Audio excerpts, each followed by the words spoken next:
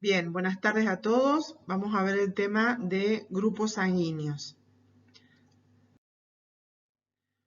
Vamos a comenzar diciendo o dando una definición, una de las tantas definiciones que pueden encontrar de grupo sanguíneo, como la es el conjunto de las variaciones del polimorfismo genético observados en el interior de la especie humana, en las células sanguíneas y en las proteínas del plasma, ¿sí? Vamos a analizar esta definición para ver algunas características específicas de los grupos sanguíneos. Comenzamos con lo que significa polimorfismo. Polimorfismo hace referencia a un número de variantes para cada grupo sanguíneo, o sea, varias formas de expresarse. Eso es lo que hace referencia a este polimorfismo, porque vamos a ir viendo que los grupos sanguíneos, primero que son varios, no únicamente el AU y el RH, que por ahí es lo que se conoce, hay varios grupos sanguíneos. Todos estos grupos se expresan de forma diferente, ¿sí? Hay diferentes variantes. A eso llamamos polimorfismo. Bien, vamos a tener como ejemplo, vemos que en el sistema ABO, que nosotros conocemos, dice que ese polimorfismo es bajo, ya que la información genética que podemos tener en este grupo sanguíneo es A, B o 0, ¿sí? Son pocas las variantes existentes dentro de este sistema de grupos sanguíneos. Cuando vamos a ver el sistema RH, acá hay un poco más de variantes, porque el sistema de RH cuenta con más de 50 antígenos, por lo tanto la combinación de ellos es mucho más grande, por lo tanto hay mayor polimorfismo, ¿sí? Y hay un sistema que se llama HLA, ¿sí? Que es el antígeno leucocitario humano, en la que hay una gran cantidad de antígenos presentes en este sistema, por lo tanto, el polimorfismo es muchísimo mayor, ¿sí? Bien, esto hace, este polimorfismo expresado, o esta combinación diferente de antígenos en la membrana de los glóbulos rojos, y vamos a ver en qué otras células, esta variante entonces de expresión hace que no existen dos individuos iguales, solo lo podemos encontrar cuando se presentan gemelos homocigotas.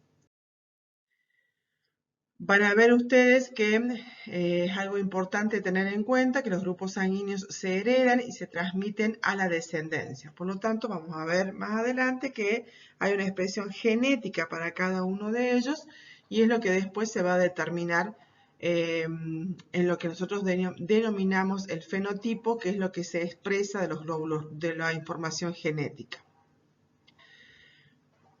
Bien. Y si decimos entonces que se hereda, ¿sí? Estamos hablando que el estudio para realizar, para determinar, digamos, esta herencia es a través de las bases genéticas.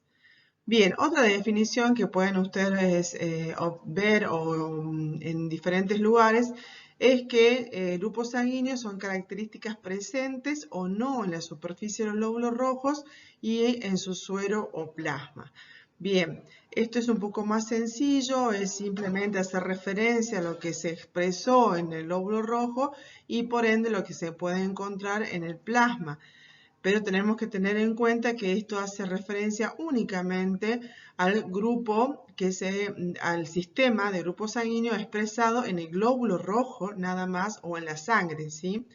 Tenemos que tener en cuenta que los diferentes sistemas de grupo sanguíneo también se expresan estos antígenos en diferentes células, no únicamente en los glóbulos rojos. Vamos a ver el primer sistema, que es el sistema ABO, que es el primer sistema de grupo sanguíneo que fue descubierto y que para la medicina transfusional, o sea, para nosotros, es el más relevante, ¿sí?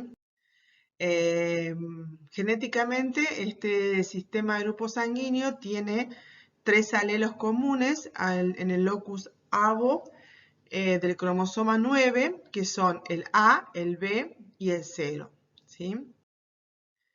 Este sistema de grupos sanguíneos fue descubierto por Karl Landstein en 1900 y lo hizo simplemente va enfrentando, digamos, en una placa de vidrio el suero y glóbulos rojos de de quienes eran sus estudiantes en ese momento, ¿sí? ¿Qué descubre él enfrentando esto?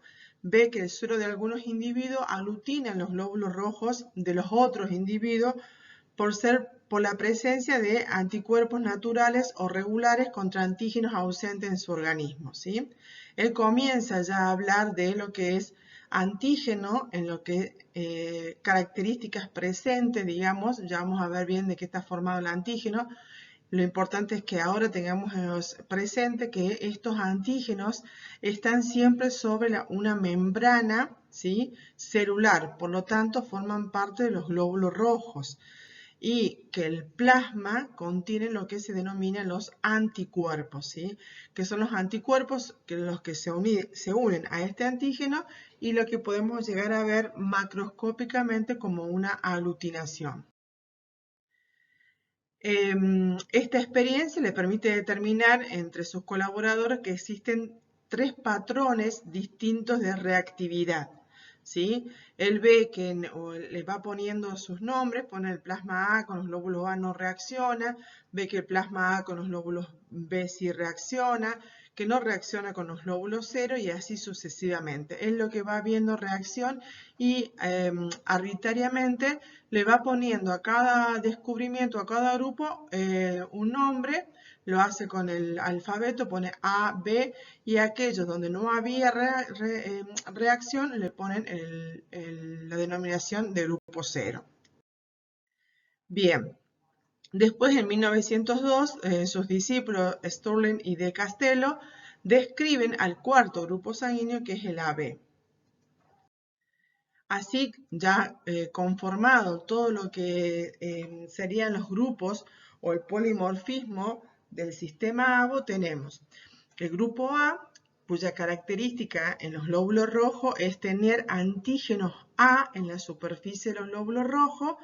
Por lo tanto, naturalmente, digamos, el organismo forma anticuerpos anti-B, ¿sí? Así lo hace el grupo B, que en la superficie de los glóbulos rojos tienen antígenos B, y naturalmente el organismo forma anticuerpos anti-A. Vamos a ver el grupo AB, tiene en la superficie de los glóbulos rojos antígenos A y antígenos B, y como tiene presente en la superficie de los glóbulos rojos los dos antígenos, no produce anticuerpos, ¿sí? No tiene anticuerpos en su sueroplasma.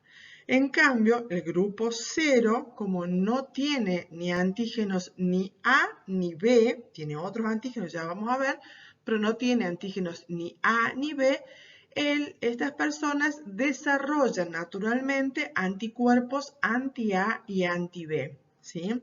Por supuesto que este desarrollo natural es como un mecanismo de defensa. ¿Por qué? Porque si yo una persona de grupo A, ¿sí?, quiere decir que esta persona no tiene ningún antígeno de grupo B, yo le pongo el glóbulo rojo B, como naturalmente tiene sus anticuerpos anti-B, inmediatamente va a reaccionar, ¿sí? Es como lo dicen su definición, son anticuerpos naturales, se forman naturalmente. Yo tengo presente un antígeno, naturalmente voy a formar anticuerpos contra antígenos que yo no lo tengo, ¿sí? Bien.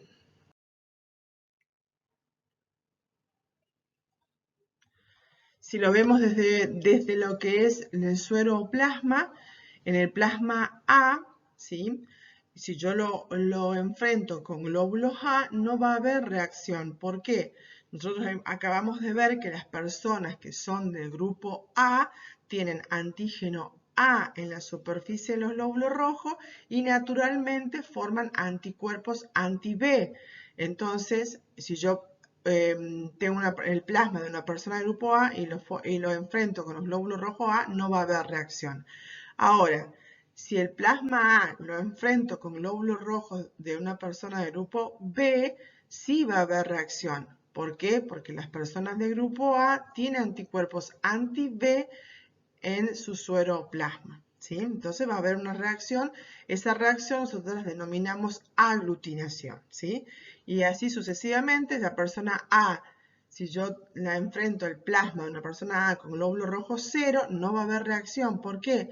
Porque en los glóbulos rojos del grupo 0 no hay antígenos, ni A ni B. Por tanto, ese plasma, por más que tenga cualquier anticuerpo, nunca va a haber reacción porque no existe antígenos ni A ni B en los glóbulos rojos del grupo 0, ¿sí? Bueno, ahí tienen toda la tabla donde vamos, en cada uno de los casos, vamos viendo el ejemplo. A su vez, cada grupo sanguíneo, en este caso A, B, tiene subgrupos, ¿sí? Subgrupos que tienen diferencias de expresión y cantidad en lo que nosotros denominamos diferencias cualitativas y diferencias cuantitativas, ¿sí? Cualitativas es de las características que tiene y cuantitativa es la cantidad de expresión genética del antígeno, ya sea A o B, ¿sí? En general los subgrupos del A son los más comunes, los subgrupos del B, y los clínicamente significativos o más significativos son los dos subgrupos del A, que es el A1 y el A2, ¿sí? Hay otro subgrupo aparte del A1 y el A2 dentro del grupo A, que es el A3, AX, AM, ¿sí? Hay más también, donde disminuye el número de determinantes antigénicos y aumenta el número de determinantes H. Ya vamos a ver qué es el determinante H, ¿sí? Entonces, si yo lo tengo que analizar así rápidamente, vamos a hablar que, por ejemplo, una persona de grupo A1 tiene en su membrana de glóbulo rojo expresado 100 antígenos A, ¿sí? Vamos a ver entonces que una persona, decimos que es del grupo A2, cuando disminuye esa cantidad de expresión antigénica, en vez de tener 100, tiene, pongámosle, 50, ¿sí? Hay una diferencia de cantidad, por eso hay una diferencia ese vendría a ser el subgrupo, ¿sí? Hay una menor expresión de antígenos en la superficie, diferenciados en la superficie del glóbulo rojo. Bien. Así vemos entonces que podemos, dentro de los subgrupos, ¿sí?, más frecuentes del A, tenemos el A1, que representa el 80% de los individuos, o sea, de todas las personas que son del grupo A, el 80% son A1, ¿sí? Y el 20% son A2, ¿sí? Volvemos a repetir, las diferencias son cuantitativas y cualitativas, ¿sí? Bien. Vemos que los individuos A1 tienen mayor cantidad de antígenos A, ahí vemos la cantidad, 850.000, que los de subgrupos B, que tiene 240.000. Bien. Como les había dicho, hay otros grupos, aparte del que los vimos recién, que son estos que son de muy baja incidencia. ¿Qué es la relevancia clínica de los subgrupos débiles, que pueden ser calificados como 0, y sus grupos ser transfundidos a receptores 0, generando una reacción transfusional por incompatibilidad ABO, ¿sí? Podemos generar un error, porque si hacemos rápido o mal la determinación del grupo sanguíneo, podemos tipificar a una persona que es de un subgrupo del A, ¿sí?, como 0, si no hacemos correctamente la técnica que debemos hacer, como para poder diferenciar estos subgrupos. Los de subgrupos del B son de muy, muy baja incidencia, ¿sí? Tenemos el B3, X, M, L, pero no tiene ninguna relevancia clínica, ¿sí? Simplemente se los nombro. Considerando los subgrupos, entonces, podemos decir que el sistema ABO tiene los siguientes grupos sanguíneos. Como veíamos al principio, eran como A, B, A, B y 0. Bueno, ahora teniendo en cuenta los subgrupos, vamos a decir que tenemos los siguientes grupos sanguíneos. El 0, A1, A2, B, A1B y A2B. ¿Sí? Eso es importante saber. Esta que está ubicado de esta forma hace referencia siempre a la cantidad de antígenos que tienen en la superficie del glóbulo rojo, determinando si es antígeno A o antígeno B o no, o falta de cualquiera de los dos, en el caso del 0. Los antígenos, dice, sus antígenos radican en moléculas de carbohidratos estructuralmente relacionadas. Es importante saber lo que es la expresión química de cada uno y la formación química de lo que conformamos o lo que nosotros conocemos como antígenos, ¿sí? Esto es simplemente para que ustedes puedan saber que todo tiene un estudio, digamos, químico, donde está determinado genéticamente cada una de las proteínas o glucoproteínas que conforman estas moléculas, ¿sí? Que van a dar la característica a los grupos sanguíneos. Así,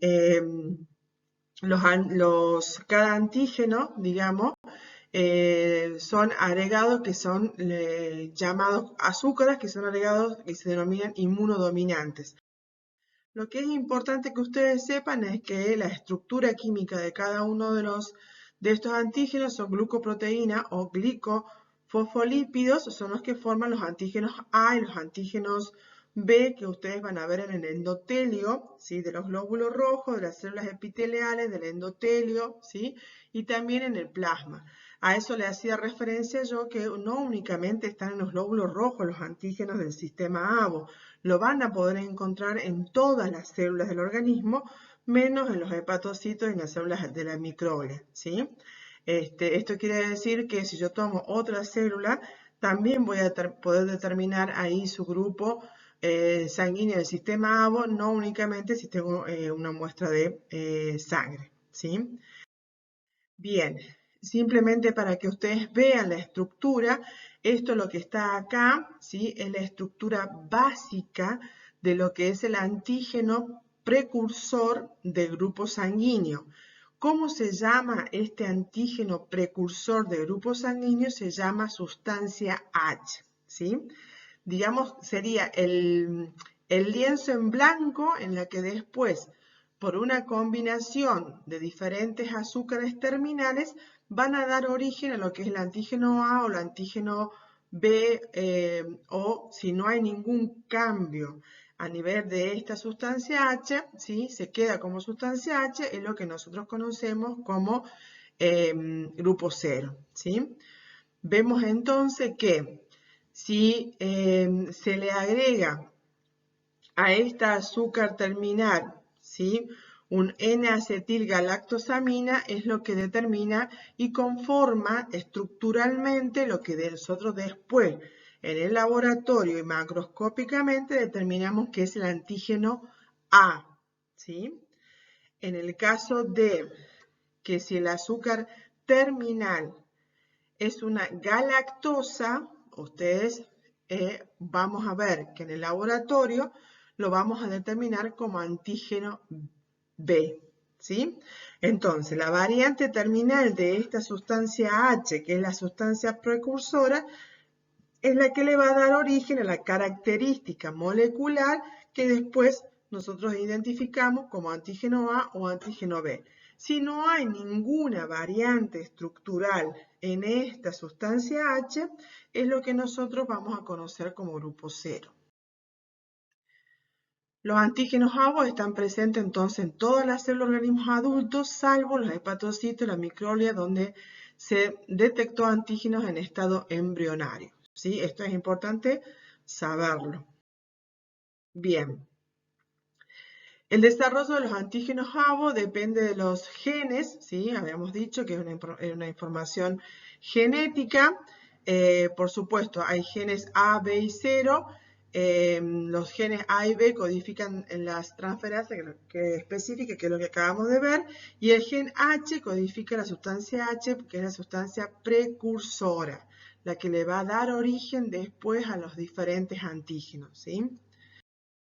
Bien, esto es solamente información genética, ¿sí? Para que ustedes tengan cuál es la decodificación de cada uno de los antígenos. Y vamos a ver ahora, esa es una parte de lo que habíamos visto dentro de la definición. Son las características presentes o no entonces en la superficie del glóbulo rojo, que eran los antígenos. Y nos vamos ahora a lo que la presencia de anticuerpos en el sueroplasma, que también forman parte de lo que es la definición de grupo sanguíneo. Bien, estos anticuerpos regulares o naturales son el anti-A y el anti-B. Son producidos por individuos que carecen de los antígenos A y B respectivamente. Son en su gran mayoría o predominan las inmunoglobulinas IgM, ¿sí? Vamos a poder encontrar un predominio de inmunoglobulina IgG en el grupo del 0, ¿sí?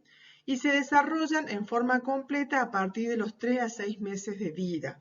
Eso quiere decir que si yo le hago el grupo sanguíneo a un recién nacido, no le voy a ir a buscar los anticuerpos, porque todavía no los va a tener desarrollado naturalmente, ¿sí? Tengo que hacer lo que nosotros conocemos, la determinación de grupo sanguíneo, lo que es la técnica de detección directa, ¿sí? Bien, o hemática, ¿sí? Bueno, eso es importante saberlo porque a la hora de nosotros decimos, bueno, ahora quiero hacer grupo sanguíneo a un bebé de 2 meses, como es la técnica, y únicamente ustedes lo que van a determinar es el antígeno, ¿sí? ¿Qué antígeno tiene esa superficie del glóbulo rojo? Porque sabemos que anticuerpos todavía no están formados. Bien. Tenemos que saber que también, así como hay anticuerpos anti-A y anti-B, también existen anticuerpos anti-A1, ¿sí? ¿Quiénes son los que van a desarrollar este anticuerpo anti-A1? Son las personas que son del grupo A2, ¿sí? Estábamos viendo recién los subgrupos de la A, habíamos dicho que los clínicamente significativos era A1 y A2, que la mayoría de la gente son A1 y solo el 20% de las personas del grupo A son A2. De este 20%, ¿sí? Una pequeña parte de estas personas pueden desarrollar un anticuerpo que es un anti-A1, ¿sí? Bien.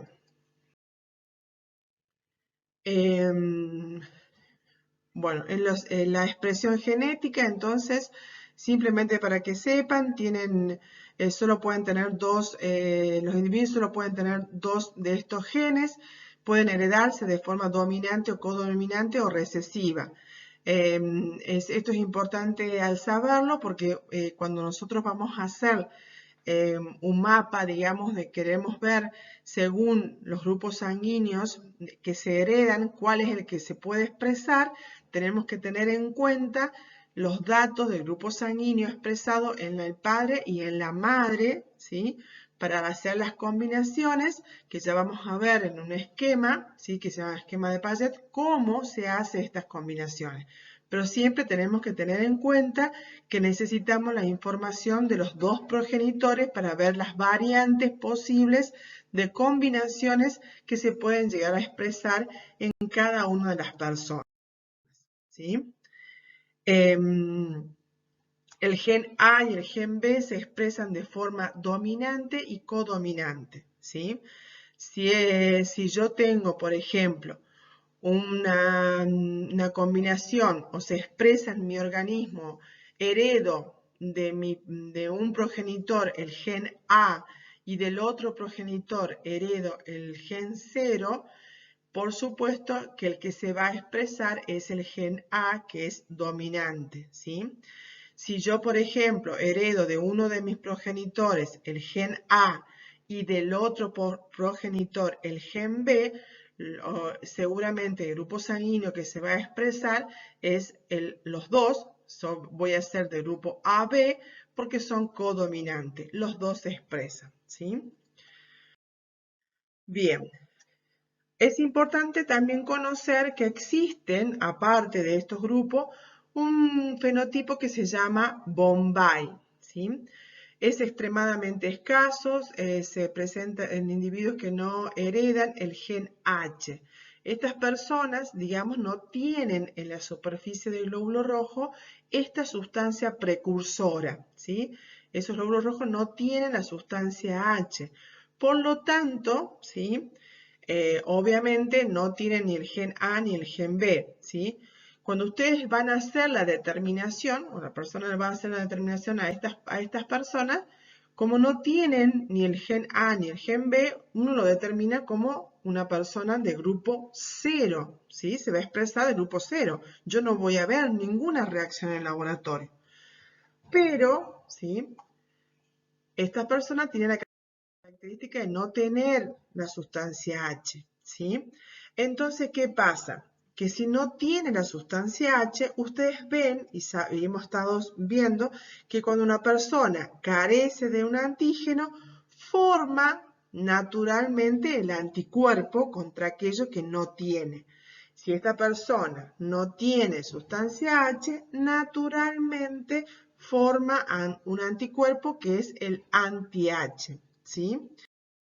Este anticuerpo anti-H, ¿sí? Es lo que nosotros después nos va a permitir ver que en la inversa reaccionan las células 0, ¿sí? Vamos a ver bien, después lo vamos a ver bien cuando veamos la técnica, pero lo descubrimos de esa forma, ¿sí? En el laboratorio por una reacción con las células 0. ¿Y por qué reacciona con las células 0?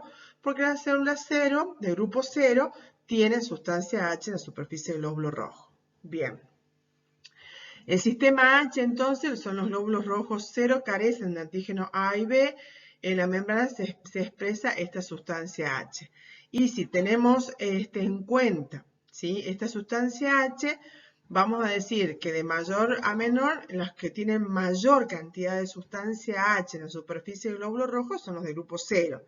Después le siguen el grupo A2, el B, el A2B, el A1 y el A1B, ¿sí? Este es de mayor a menor, quién tiene mayor cantidad de sustancia H y quién tiene menor cantidad de sustancia H. Bien, dicho de esta forma, acá vemos cómo se puede ir la información genética que podemos tener y cómo se expresa. Una persona que es de grupo A, ¿sí? Puede tener una expresión genética, o sea, genéticamente puede tener la opción de haber heredado de los dos progenitores antígenos A, sería el AA, o haber heredado de sus progenitores el antígeno A y no haber heredado información para el sistema H, que es el 0, ¿sí? Estas son las diferentes combinaciones que pueden llegar a tener. Eso se llama genotipo. Ahora, una vez que se expresa, que es lo que nosotros determinamos en el laboratorio, eso que se expresa se llama fenotipo, ¿sí? El fenotipo de esta persona, ¿sí? El antígeno que se expresó es el A, ¿sí? Bien, por lo tanto, si expresó el antígeno A, tiene el antígeno A, en el plasma o en el suero tiene anticuerpos anti-B, ¿sí? Por lo tanto, esta persona va a poder recibir, ¿sí? Como receptor, va a poder recibir glóbulos rojos de grupo A, ¿sí? Porque no va a tener inconveniente, o de grupo 0. ¿Por qué tiene de grupo 0? Porque al no tener antígeno, ¿sí? No hay reacción, ¿sí? Por más que tenga anticuerpo anti-B, no hay reacción porque no tiene antígeno los glóbulos rojos de grupo 0, ¿sí? Bueno, y así todo lo que ustedes ven, todos los ejemplos que tienen en esta tabla, ¿sí? Simplemente acá algo importante me gustaría remarcarles es lo que están viendo acá en las personas de grupo 0, ¿sí? Sí o sí, para que una persona sea de grupo 0, sus progenitores no tienen que tener información para el sistema ABO. Por lo tanto, tanto el padre como la madre tienen que ser de grupo 0, ¿sí? Es la única forma que una persona sea de grupo 0, ¿sí? Por lo tanto, el fenotipo y el genotipo es exactamente lo mismo. Y como ven acá también, al no tener anticuerpos, al no tener, perdón, antígeno, van a expresar los dos anticuerpos naturalmente, anti-A y anti-B. Estas personas que tienen anti-A y anti-B en su sueroplasma, lo único que pueden recibir, ¿sí?, son glóbulos rojos cero, ¿sí? Es lo que nosotros podemos llamar o decimos, por ejemplo, que el cero, ¿sí?, que el cero es el dador universal, porque ustedes ven que acá le pueden dar al grupo A, le puede dar al grupo B, le puede dar al grupo 0, por supuesto, y al grupo AB, ¿sí? Es el dador universal, pero es receptor único. El 0 solo recibe del grupo 0, ¿sí? Bien. Para hacer la tipificación, entonces, tenemos varias pruebas, ¿sí?, para hacer lo que es el agrupamiento del sistema ABO en donantes de sangre. Y esta prueba se repite cuando las unidades de glóbulos rojos son liberadas del servicio transfusional. ¿Qué quiere decir esto? Vamos a hablar por ahora de un donante de sangre. Viene el donante, realiza todo el procedimiento que nosotros ya lo han visto y seguramente lo tienen ya bien fijado desde fundamentos de hemoterapia. Le tomamos las muestras van al laboratorio de inmunohematología y hacemos grupo y factor. Cuando hacemos grupo sanguíneo, entonces, luego de esta tipificación es la que se coloca o se deja sentado en las unidades y en cada uno de los libros y planillas que corresponden dentro de la hemoterapia, ¿sí? Bien. ¿Cuál es el otro momento en el que nosotros vamos a agrupar nuevamente las unidades antes de realizar la transfusión? ¿Qué es importante tener en cuenta? Que cuando yo vaya a tipificar al donante, tengo que hacer la técnica que implica el estudio tanto de los antígenos como de sus anticuerpos. Que cuando yo, por ejemplo, ya tengo tipificada, ya tengo una bolsa que está identificada, por ejemplo, como A positiva, cuando yo vaya a transfundir, lo que voy a hacer es confirmar que sea positiva. Entonces ya no es necesario hacer la inversa, simplemente hago o determino los antígenos, ¿sí? Entonces, vuelvo a repetir, si es un donante, yo tengo que hacer el estudio de antígenos y anticuerpos. Veo qué antígeno tiene en la superficie de los glóbulos rojos y qué anticuerpos tiene en su sueroplasma. Si es una unidad que ya está tipificada, simplemente confirmo los antígenos que tienen en la superficie de los glóbulos rojos para estar seguro que la tipificación fue bien hecha, ¿sí? Cuando no es necesario hacer entonces una prueba, lo que se llama la prueba inversa. Tenemos, simplemente para aclararles, lo que vamos a ver después cuando veamos la tipificación, que cuando nosotros hacemos grupo sanguíneo hay una prueba que se llama una prueba directa y otra que se llama una prueba inversa. A la directa también la pueden llamar hemática y a la inversa sérica, ¿sí? Bien, en esta prueba directa, lo que vamos a hacer nosotros es poder estudiar las características de los antígenos presentes en la superficie del glóbulo rojo. Por lo tanto, cuando nosotros queremos tipificar a un donante, lo que vamos a hacer es de la muestra que obtenemos, separar los glóbulos rojos del plasma. Esto se hace a través de una centrifugación, ya vamos a ver bien la técnica. Una vez que separo los glóbulos rojos del plasma, utilice los glóbulos rojos para hacer la técnica directa y el plasma para hacer la inversa, ¿sí? Bien, esta es la tipificación que le debo hacer a toda persona que se hace grupo sanguíneo. Ahora, ¿cuándo no tengo que hacer la inversa, que es la investigación del anticuerpo? Cuando, por ejemplo, cuando hablábamos recién, simplemente voy a confirmar lo que ya se hizo anteriormente, que es en el caso de una bolsa ya tipificada lista para ser entregada o lista para ser transfundida. y en el caso de los niños de menores de 4 meses, ¿sí? Porque como habíamos dicho anteriormente, todavía no han formado estos anticuerpos naturales, ¿sí? Bien, más adelante vamos a ver cómo es la técnica específica. Nosotros vamos a enviar el video con la técnica para que ustedes vean que básicamente lo que ustedes tienen que hacer, como siempre uno les recomienda, es preparar todos los elementos que ustedes van a necesitar. En este caso, para grupo sanguíneo van a necesitar una gradilla, tubos de CAM, los reactivos y la muestra, ¿sí? Siempre los tubos que ustedes utilizan tienen que estar previamente rotulados, ¿sí? Van a ver en el video cómo se rotulan, deben estar previamente rotulados. Una vez rotulados, se prepara el material con lo que se va a manejar de la muestra. Por ejemplo, separar el lóbulo rojo del plasma. Los lóbulos rojos ustedes tienen que realizar una suspensión del 2 al 5%.